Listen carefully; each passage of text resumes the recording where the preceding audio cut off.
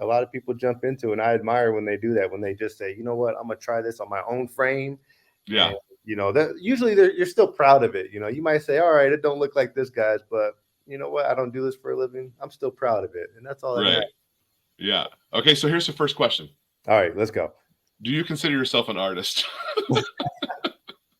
Um, you know what, man? I think we all have an artist inside of us, right? Okay.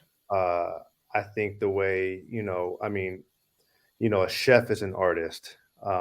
Sure. Absolutely. You know what I mean? The way we think can be artistic. I think there's like a poet slash artist inside all of us, man, and we just don't really know it. So, without getting too deep into it, yeah, sure, why not? I'm an artist, right? I mean, I hopefully I make things look pleasing to the eye and it's aesthetically nice to look at. So why not?